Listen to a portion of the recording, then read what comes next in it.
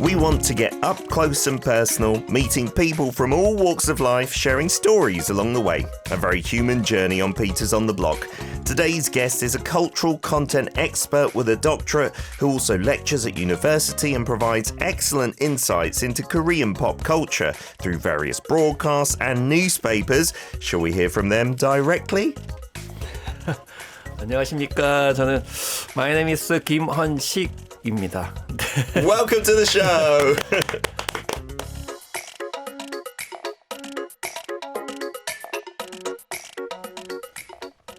We are incredibly lucky to have today, as the year 2024 approaches its end, Kim Hyun-sik in the studio, Korean pop culture expert.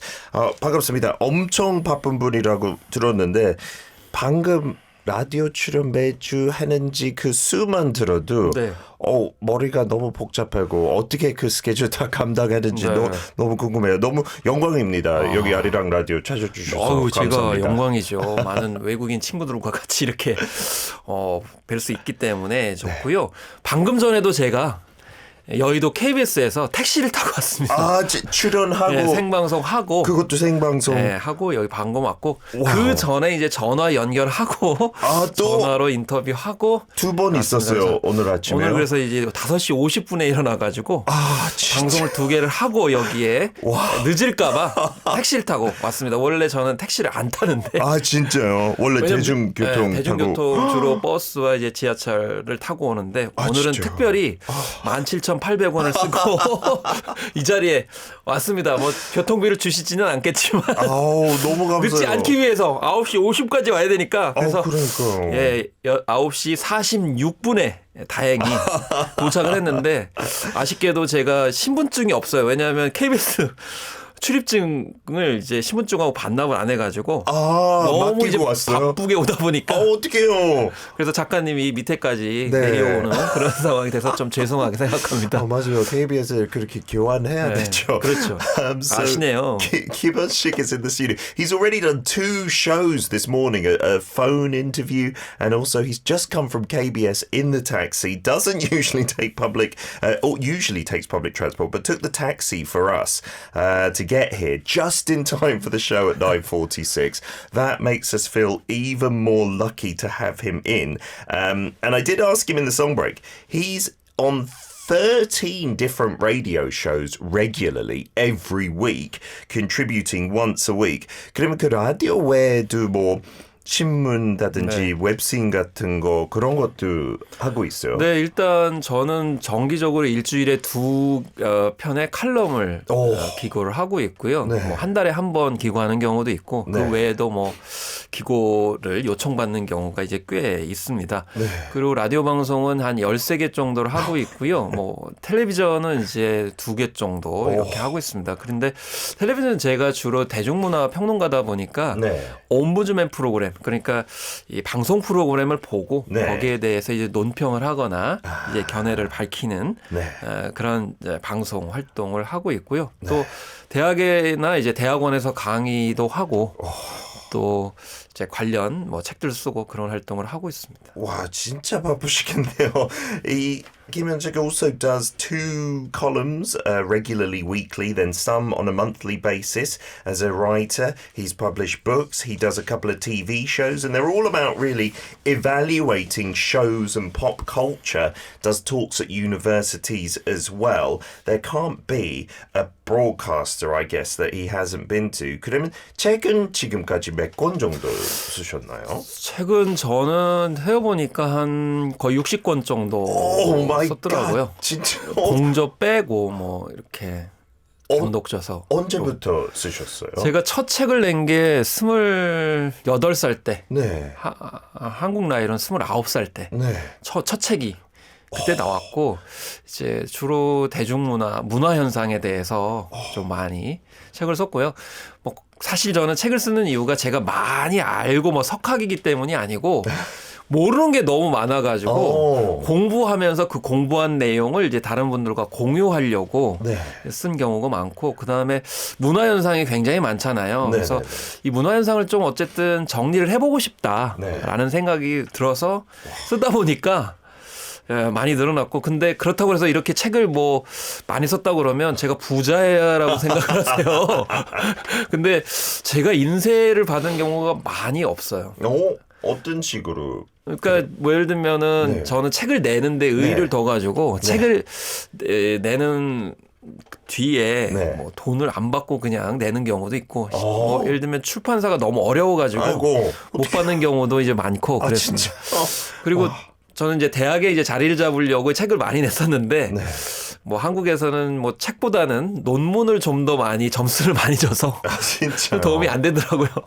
그래서 처음 알았네요. 어쨌든 이제 뭐 책도 중요하기 때문에 네. 여전히 관심이 많습니다.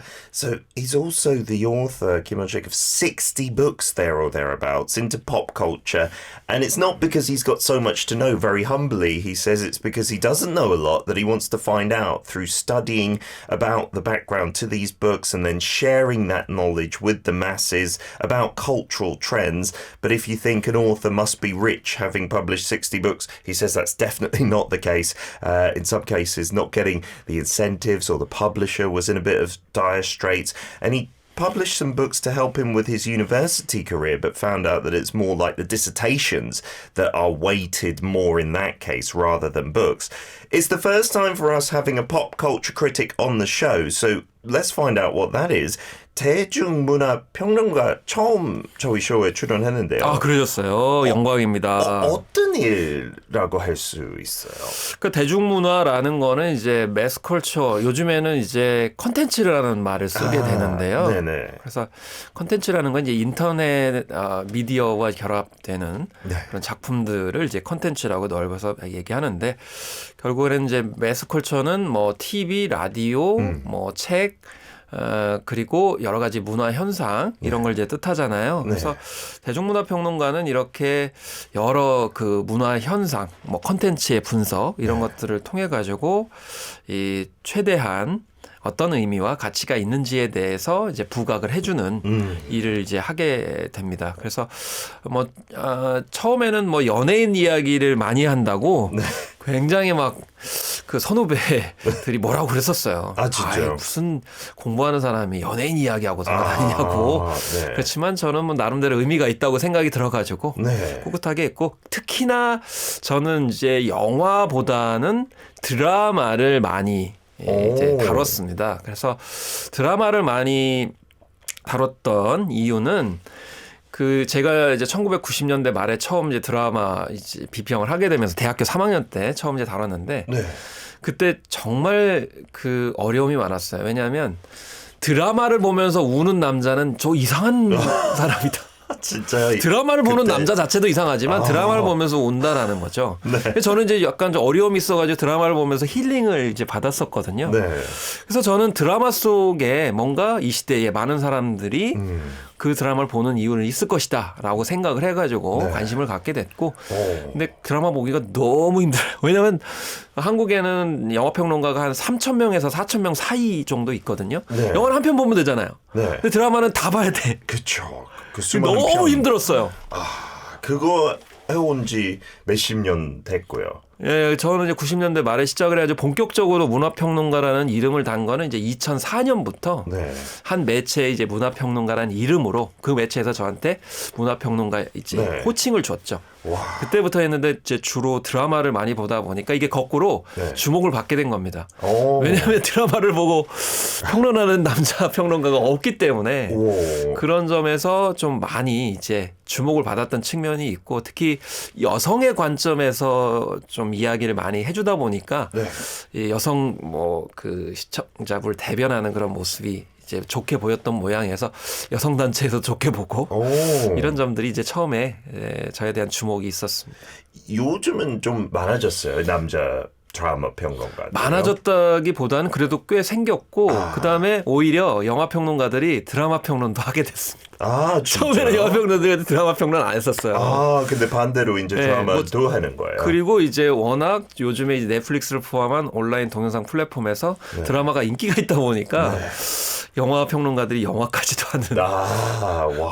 이런 상황이 됐고 출판 평론가도 대중문화 평론을 하고 진짜 다양해졌어요. 예, 이런 식으로 관심을 많이 갖게 된 것이 20년 전과 다른 상황이고 K 콘텐츠의 위상이 달라졌기 때문이 아닌가 싶습니다. Wow. So let's get into that answer there.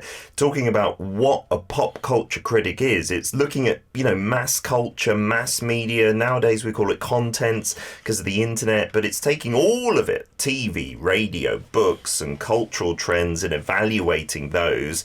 And in the beginning, because Kim Hyun-sik does a lot of celebrity-driven evaluations and critiques, his academic colleagues were saying, if you're studying, if you're an academic, you shouldn't be focusing so much on celebrity, but he stuck to his guns and started as a third-year university student in the late 90s. And it's very difficult for him when he first started watching a lot of dramas and evaluating those, critiquing those, because there weren't many guys watching dramas full stop, but then guys that would cry and express their emotions, that was kind of disparaged at the times. But he thought when dramas were so popular, they would be a sign of the times. There's a reason why people would get into it. There's 3,000 to 5,000 cultural experts in Korea at the moment, but focusing on dramas is very difficult because, guys, you're into K-dramas. Sometimes they're 8 episodes, 16 episodes, 24 episodes, whatever it is. It's a lot more time that you have to invest. But over his 20 years as an official cultural critiquer, he has got a lot of praise, especially in the early days from female groups who really put a thumbs up to a guy doing dramas. Now, there's more guys doing dramas and some film critics have switched over to it, some book critics as well. Leon from Singapore says, are you able to enjoy Korean cultural content purely as a fan, or does your role as a critic make it difficult to avoid analysing? 리온 청취자 싱가포르 출신인데요. 네네. 궁금한 거, 본인도 K 콘텐츠 너무 좋아해서 즐기는데 평론가 하면 팬로서 즐길 수 있는지 아니면 계속 평론해야 되니까 그게 훨씬 더 어려워지는지 궁금하네요. 그러니까 초창기에 그 평론가들이 그걸 혼동을 했어요. 네. 그러니까 자기가 좋아하는 걸 굉장히 옳다, 바람직하다고 우기는 경우가 있었어요. 근데 대중문화 평론은 사실은 첫 번째는 어느 것에 이제 초점을 맞춰야 되냐면 대중문화이기 때문에 대중이라는 거는 많은 분들이잖아요. 그러니까 많은 분들이 관심을 갖는 콘텐츠에 관심을 가져줘야 됩니다, 같이. 그래서 되게 영화 평론가들 중에 처음에는 뭐 어떤 영화가 의미가 있다 라면서 그거를 자꾸 가르치려고 했어요. 그쵸. 이게 중요하다고 그러고 그다음에 심지어 어떤 경우에는 왜 이런 훌륭한 영화가 있는데 일반 관객들은 안 보냐 뭐 이런 식으로 막 우기고 뭐 그런 경향이 있었거든요. 근데 저는 중요한 거는 많은 이제 팬들 그리고 보시는 분들이 시청자들이 왜 볼까? 뭐가 이 많은 사람들한테 마음을 움직였을까? 이런 이제 문화 심리에 좀 더 초점이 관점이 있고요. 그다음에 뭐 많은 분들이 보는 것만은 이제 제가 관심을 갖는 건 아니고 굉장히 소수의 분들도 굉장히 중요하게 생각하거나 아니면 이건 많은 분들이 알았으면 좋겠다라는 작품들도 있거든요. 이제 그런 작품을 발굴을 해가지고 소개를 해주는 것도 제 역할이에요. 그래서 저는 우길 생각은 없습니다. 다만 이런 작품도 있고 이런 의미가 있습니다. 그리고 다른 이런 인기 있는 작품은 이런 요인 때문에 좀 많이 공감을 하는 것 같습니다. 근데 다만 여기서 이걸 더 보충하면 더 좋을 것 같습니다. 이제 이게 역할이어가지고 이제 보조자 역할이다, 서번트다 이렇게 생각하시면 됩니다. So really interesting what Kim Hyun-sik says about that. That in the beginning, maybe some of these cultural commentators were a little confused in what they were doing. They would try and have whatever was their favorite as the only way, right? Trying to say that this is a good piece of work, everyone should watch it. Whereas Kim Hyun-sik doesn't think that's what you're meant to do, right? If something's popular with the masses, you analyze why it's popular, right? Why people are watching that. Because 대중 in the title in Korean, that means like mainstream, right? So why is something mainstream? We all know it even in the West that sometimes movie critics, they're talking about a film that isn't very popular with the masses and wondering why it's not that way. But Kim Hyun-sik says it's about being a servant and maybe analysing those trends. And if there is something that's little known but is really worth it, he will try and introduce that to the masses as well. Really interesting talk. So many of you getting in touch. Mata from Trinidad and Tobago asked this question. What is the worst worst and best trend in K-culture that you have analyzed. 되게 약간 주관식이지만 가장 좋은 K-culture 트렌드하고 가장 안 좋은 트렌드 봤던 것 중에 기억나는 거 있나요? 가장 좋은 거요? 네, 하고 또 가장 나쁜 트렌드. 이거 평론가로서도 그런 점수 약간 매겨요. 이거 선한 약간 영향 주는지 아니면 좀 안 좋은 영향 주는지 그런 것도 얘기하나요?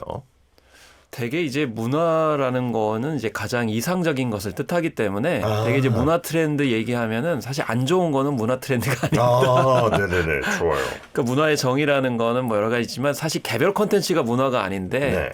그래서 저는 이제 대중문화를 연구하면서 그 콘텐츠에 있는 어떤 좋은 정신 네.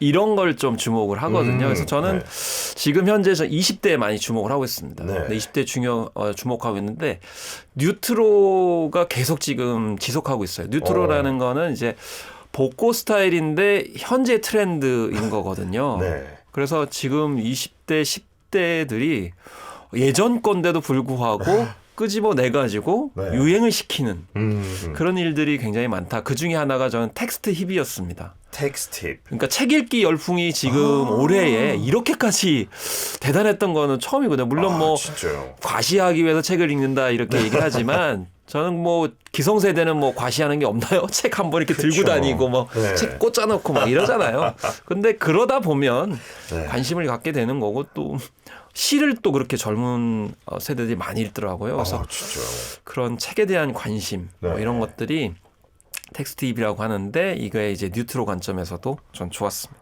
저도 배워야 되겠네요. 책 좀 읽고 시 좀 읽고.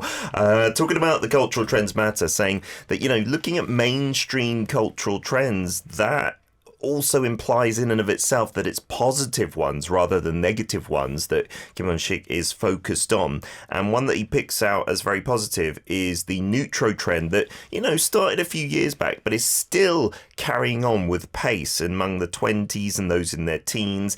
It's the retro, but that's been brought out in a new way in today's generation. And it's the teens and 20s that are picking out these older things that used to be popular and recreating that buzz. Things like text hip, which I hadn't heard of, but that is the trend of reading books becoming really big again, and even poetry as well. Some criticize it as just kind of trying to show off, but that's always been the case, right? Maybe carrying a book around with you or filling your bookshelf with books. That really is good. So we're going to try and get through as much as we can, but we cannot miss out this. We have a Korean pop culture critic with us. It's nearly the end of 2024. So in no particular order, why don't we take a look at some of the hottest issues in Korean pop culture. 2024년에 있어서 한국 대중문화 핫 이슈 그냥 랜덤 뭐 순서 없어도 되는데요. 첫 이슈 떠올리는 거 뭐였을까요? 저는 뭐 어울림의 K라고 붙여봤는데 그냥 K 놀이성 이라고 얘기를 하고 싶어요. 그래서 앞서서 이제 로제의 아파트를 이제 틀어드렸는데 중요한 건 아파트 게임이 굉장히 화제가 많이 됐잖아요. 그렇죠. 그래서 우리는 한국에서는 같이 술 마시게 되면 처음에 좀 낯서니까 약간의 어떤 간단한 게임을 하면서 친해지거든요. 그래서 이런 놀이가 한국에서는 특히나 중요한데 오징어 게임 시즌 2가 또 12월 26일 날 돌아오잖아요. 그래서 무궁화꽃이 피었습니다. 뭐 딱지치기, 구슬치기 이런 것들이 인기가 있었는데 최근에 이제 해외에서도 오징어 게임 놀이를 가지고 또 팝업 스토어를 또 열었어요. 그래서 역시 놀이를 빼놓을 수가 없다라는 점이고 또 한편으로는 한국의 외래 관광객이 굉장히 증가를 했거든요. 근데 그 이유가 그동안 비대면으로 K 콘텐츠 보다가 지금 내가 체험을 해보고 싶다. 같이 어울리고 싶다. 그래서 이제 많이 오셨거든요. 그래서 한강에 가서 한강 라면도 같이 한번 끓여 먹어보고 뭐 이런 진짜 체험하고 어울리려고 했던 그런 부분들이 이제 2024년을 대표하는 그런 키워드가 아닌가 생각합니다. 진짜 많은 것 같아요. 피부로 느끼는 게 한 달 전에 미국 청취자 한 명 방문해 주문했어요. 아리랑 라디오도. 근데 라디오도 직접 체험해보고 싶고 가기 전에 한강 가서 반포대교 가까우니까 가서 라면 꼭 먹어야 된대요. 근데 또 편의점 못 찾아서 거의 비행기 놓칠 뻔했는데 그래도 경험하고 가야 된다고. 야, 그러면 김밥도 같이 드셨어야 되는데. 그렇죠. So this is the first one, and I really feel this as well. 어울림의 K, so like the togetherness of K, like bringing it all together, just like the song we heard, 아파트 with Rose and Bruno Mars. That's not just a pop song, right? That's talking about a game that we actually play here in Korea when we're doing a drinking session with maybe people we've met for the first time, and it's a bit awkward, and so people getting to learn how we socialize together, and that sparked a trend of playing the game, not just listening to the music. Squid Game season 2 is coming up very shortly, right? And we all learned from season 1 a load of different games that you can play in Korea, not necessarily drinking ones, but things like 달고나, getting out the shapes from that sugared little candy, and there were pop-up stores across the world that featured these games, and so it's led to a trend of people coming into Korea. Hartley, I mentioned you coming not so long ago, and wanting to experience, now that it's not non-contact anymore, COVID is over and we can travel, people wanting to come to Korea and experience that play, that K-play culture in the flesh, whether that be eating ramen at the Hangang River or doing some games together with Koreans. That is definitely something we've seen in 2024. 그러면 두 번째 테마는 뭐가 있을까요? 두 번째는 워맨스를 뜻하는 이제 키워드로 뽑았습니다. 네. 이게 여성을 뜻하는 우먼과 로맨스의 결합어인데요. 네. 이걸 좀 설명을 드려야 되는데 이 워맨스는 여자들 사이에 진한 우정과 연대를 뜻하거든요. 근데 이게 트렌드가 올해 굉장히 강했어요. 뭐 예를 들면 드라마 낮과 밤이 다른 그녀라든지 장나라 씨가 나왔던 굿파트너, 그리고 김태리 씨의 정년이 정숙한 세일즈였는데, 이게 설명을 좀 드리면 이전에는 일단 기본적으로 남성 주인공이 중심이고 여성 주인공은 그냥 그 상대 역으로만 나왔었거든요. 근데 최근에 한국 드라마의 트렌드는 여성이 주인공이에요. 근데 여성이 한 명만 나오는 게 아니고 여러 명이 나옵니다. 그리고 남성 주인공들은 약간 조연 느낌이에요. 그런데 여성들이 나와서 이전에는 많이 나온다 하더라도 서로 치고받고 싸웠어요. 뭐 성공을 하기 위해서 아니면 남자를 두고 뭐 삼각관계를 벌여가지고 이러다 보니까 악녀가 반드시 등장을 했거든요. 그래서 선악. 그래서 치고받고 싸우고 주인공이 뭐 이기고 뭐 예를 들면 백마탄 왕자라든지 뭐 그 굉장히 고위직에 있는 여성과 결혼하면 해피엔딩 이랬거든요. 근데 지금의 워맨스 트렌드는 여성이 서로 싸우긴 하지만 선의의 경쟁을 벌이죠. 그리고 어떤 때는 서로 도와주기도 하고 아니면 진하게 우정을 하면서 공동의 목적을, 꿈을 달성하는 모습도 보여지고 그렇기 때문에 훨씬 더 보기 좋고 바람직하니까 이렇게 이제 인기를 끄는 게 아닌가 이렇게 생각이 듭니다. 그러면 진짜 사회에도 더 좋은 영향을 긍정적인 영향을 미치죠. 왜 싸워야 돼요, 여자끼리? 네. 그 이미지는 진짜 강하게 있었던 것 같아요, 예전에. So the second trend talking about romance, so combining woman and romance, I guess like the opposite of bromance, right, for guys. And this is referring to deep friendships and bonds between women in pop culture, whereas in the past it used to be very competitive. There was a goodie and a baddie and you had to win, and it was a fairy tale and there was a knight on a white horse to rescue you. These dramas these days feature multiple women, maybe competitive, but still helping one another out. Things like Good Partner, 정년이, we've talked about these dramas before, and the other literal translations like She's Different Day and Night and Noble Sales. In the past, it definitely used to be the men that were really the lead in a drama, and then you'd have the even female lead almost as a subplot to that. But nowadays, that's flipped completely. It's not just one female lead as well. You've got multiple female characters who are, being cooperative, and that really is leading to a better, I suppose, influence on society as a whole. Baha saying from Lausanne in Switzerland, I think that is accurate for sure. I don't watch a lot of dramas, so I haven't seen that myself, but thank you for agreeing.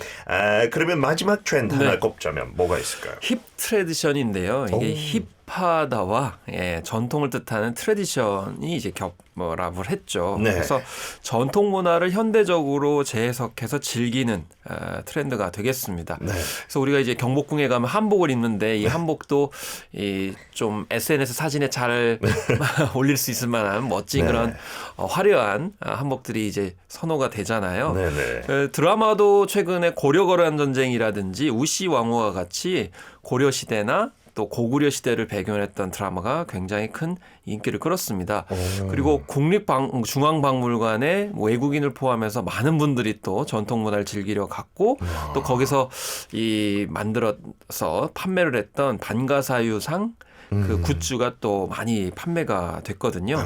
그래서 이렇게 전통이 재해석돼서 젊은이들한테 인기가 있는 것, 특히 약과도 올해 굉장히 인기가 많았습니다. 그렇죠. 그리고 할머니들이 주로 먹을 것 같은 뭐 흑임자 그런 음료라든지 그래서 이제 전통 간식까지도 이제 주목을 많이 받았기 때문에 또 이 정연회 같은 경우도 옛날 1950년대에 유행했던 여성 국국이라고 하는 그런 장르를 극중국이라고 하는 드라마로 만들어가지고 젊은 세대도 나이가 있는 세대도 너무나 이제 즐겨봤던 그런 컨텐츠이기 때문에 힙 트래디션이라고 하는 트렌드 용어 말씀드립니다. 그러면 진짜 조금 나이 드신 분들도 이거 즐길 수 있는 게 자기 진짜 젊었을 때 그렇죠. 그대로고 하고 젊은 층은 아까 얘기한 것처럼 약간 그런 뉴트로도 좋아하고 아까 이제 뭐 브루노 마스와 로제의 아파트 같은 경우도 1980년대 아파트라는 노래를 불렀던 윤수일 씨가 갑자기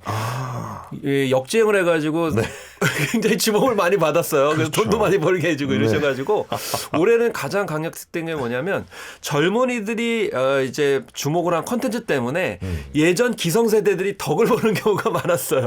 진짜요? 네, 그래서 윤수일 씨가 갑자기 덕을 보게 되는 그런 과정이 펼쳐져서 그래서 앞으로도 이게 젊은 세대들이 즐기는 컨텐츠 때문에 부모님, 할머니 세대가 덕을 좀 많이 볼 것 같습니다. Wow, so this is interesting final trend to talk about from 2024. Hip tradition that we've mentioned on the show once or twice. It's bringing traditional culture back with a modern twist for the younger generation to enjoy. But it's also the older generation that is enjoying it as well because it's from their younger days.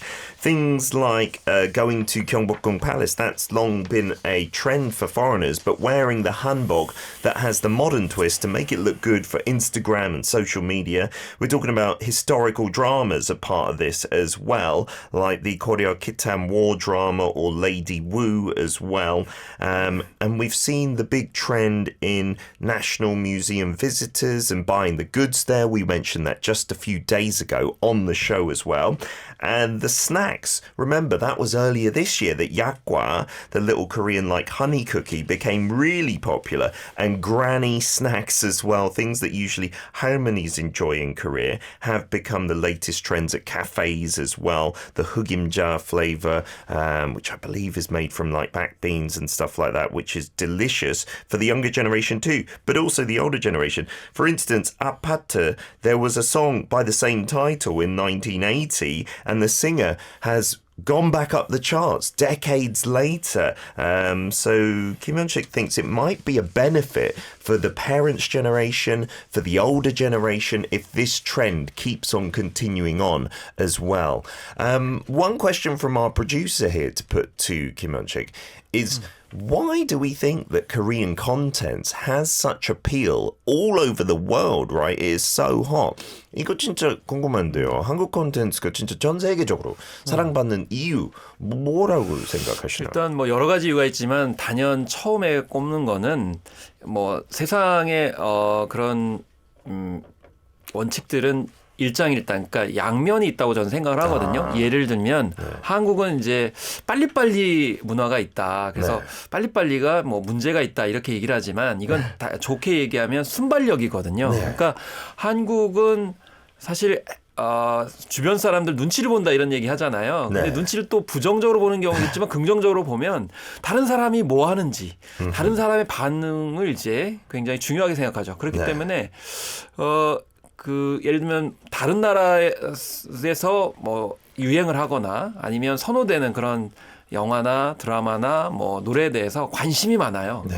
관심이 많아가지고 그걸 재빨리 이제 받아들이고 수용을 하면서 그냥 따라하는 게 아니고 그걸 나름대로 또 다시 만들어요. 뭐 한국식으로 얘기하면 발효를 시키죠. 자기만의 방식으로 발효를 시켜가지고 너희들이 즐기는 건 이런 거야? 그러면 내가 이걸 또 다시 만들어봤는데 어때? 라고 하면서 내보이니까 결과적으로 이거는 한국의 대중문화는 자신 취향의 만족을 위한 게 아니고 같이 즐기기 위해서 어쨌든 만드는 거거든요. 예를 들면 일본 같은 경우는 1억 2천의 이제 인구가 되다 보니까 내수 시장 중심이에요. 그래서 일본에 우리는 그냥 즐기고 말 거야. 다른 나라 사람들이 뭘 즐기는지 뭐 관심이 없어.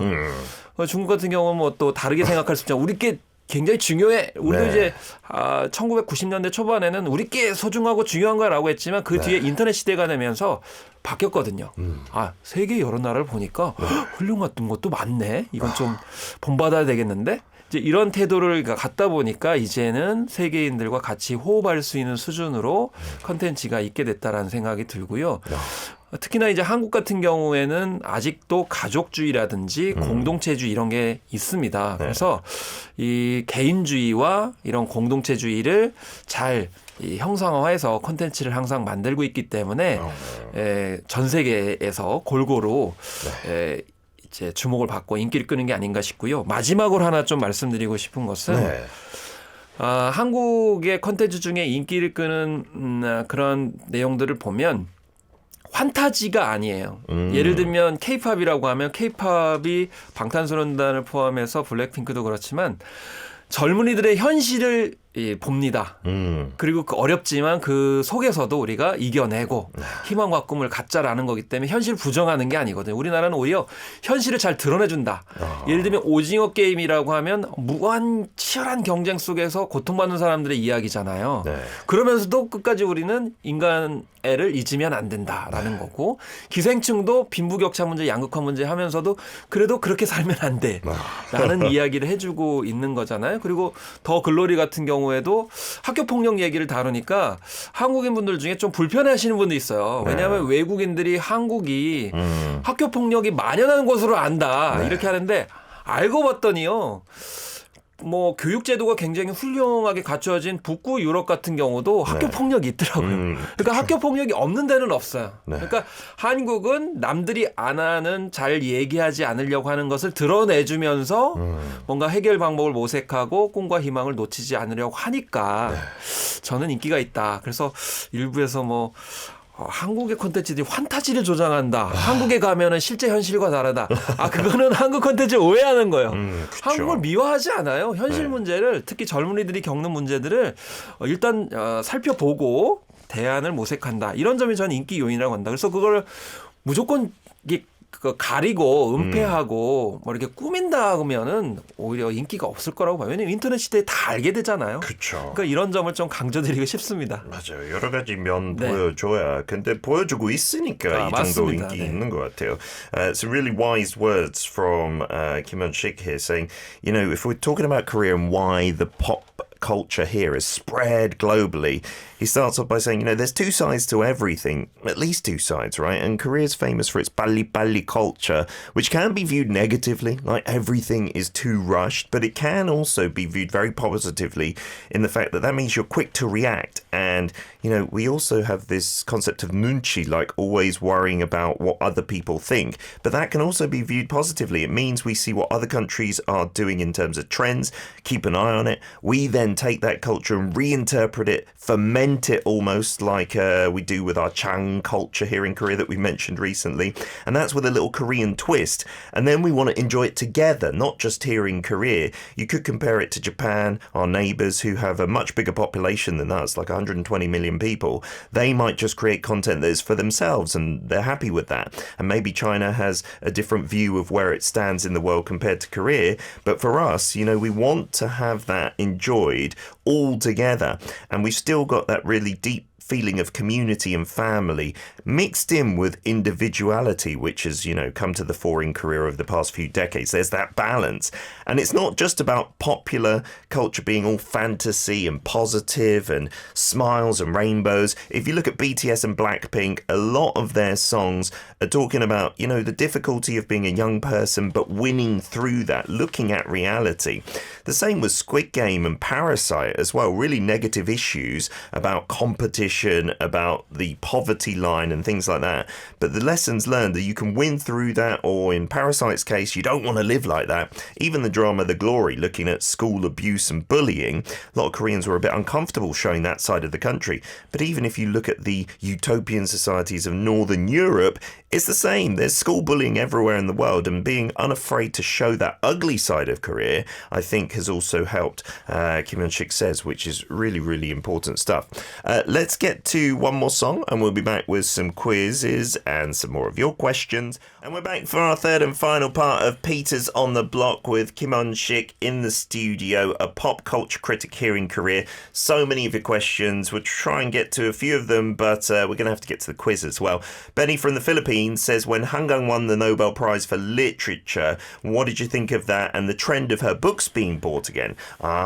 그 노벨상 탔을 때 한강 어떻게 생각하고 또 그 다시 한강 옛날 책까지 사는 그 트렌드에 대해서도 어떻게 생각하는지요? 네, 저는 사실 처음에 농담하는 줄 알았거든요. 왜냐하면 방송국에서 전화가 왔어요. 네. 그래서 한강 작가가 상을 받았으니까 내일 출연해가지고 말씀 좀 드려달라고 해서 그 집에 가는 와중에 그 지하철역에서 나와가지고 막 그 집을 향하는 버스를 타려고 하는 순간에 전화가 왔기 때문에 버스를 안 타고 그냥 쪼그리고 앉아가지고 검색을 했어요. 진짜인가 아닌가. 근데 이제 방송국에서 전화 왔기 때문에 거짓말은 아닐 것이다라고 생각했는데 진짜 맞더라고요. 근데 많은 분들도 이제 그런 생각이 들었습니다만은 한강 작가가 언젠가는 탈 텐데 지금 탈이라고는 생각을 이제 못했고요. 근데 이것도 아까 말씀드린 부분과 연관이 있는 건데 저는 노벨상 위원회가 한강 작가의 도움을 받았다라고 생각이 들어요. 왜냐하면 이 노벨상은 사실은 그 나이가 많이 드신 분들한테 상을 줍니다. 왜냐하면 검증을 꼼꼼하게 하는 거예요. 그렇죠. 그 작품 세계에 대해. 그러다 보니까 시간이 오래 걸립니다.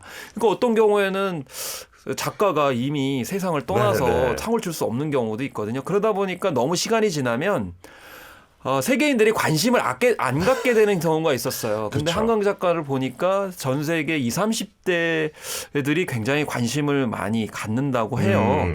그런 면에서 노벨상에 대해서 관심을 많이 불러일으켰다 이렇게 생각이 들었고요. 그리고 책 요즘에 안 읽는다고 그러잖아요. 근데 아까 말씀하셨듯이 책을 막 옛날 것까지 이제 구매하는 걸 보고 역시 책을 안 읽는 게 아니고 책을 구매하지 않는 게 아니고 책을 읽을 만한 책, 그다음에 구매할 만한 책이면 살 준비가 다 되셨구나. 이제 이런 생각이 들어서 앞으로 출판계도 저자도 마찬가지지만 많은 분들이 원하는 책을 좀 출간했으면 좋겠다는 생각이 들고 그렇지만 한강 작가의 책이 많이 팔리는 거 보고 후회할 텐데 이런 생각이 좀 많이 들었어요. 왜냐하면 한강 작가의 책은 사전에 설명을 듣지 않으면 도대체 이게 무슨 소설이야. 이렇게 왜 우울하고 고통스러운 작품을 쓰는 거야. 이게 왜 훌륭한 작품이야? 라고 생각할 수가 있어요. 그렇기 때문에 저 같은 사람한테 약간의 팁을 듣고 접하시는 것이 좋다. 이런 생각이 듭니다. 진짜요. So when he first heard Kim Hyun-sik about Hangang winning the Nobel Prize, it was a phone call from a broadcast station saying, come in tomorrow and talk about her. He thought it was a joke. He couldn't believe it, right? And then realized it was actually that way. And many Koreans, I think, including himself, one day Hangang will win this prize, but the timing was a little bit off. We've often seen Nobel Prizes, especially for literature, being handed out posthumously after the writer has already died. So in the opposite sense, Kim Hyun-sik thinks that maybe the Nobel establishment got some help from Hangang. She's a relatively young author, and a lot of people in their 20s and 30s are interested in her books, so the spotlight is shone back onto them as well. And when you think of the younger generation, we think they don't read books, but if there are books to buy of value like Hangang's, then they're going to get sold. That is the message here. But he is a bit worried that some might be disappointed by the books, because if you don't know anything about Hangang's books and you read them, you could well be left very shocked about the depressing nature and things like that. So it's best to maybe read something from a pop culture evaluator like Kim Hyun-sik before to get you ready for it. We've been so chatty. We don't have time for a quiz, unfortunately, today. But we're going to get to instead just one thing. 너무 시간이 빨리 지나서 너무 좋은 얘기 많이 해주셔서 퀴즈 못하고요.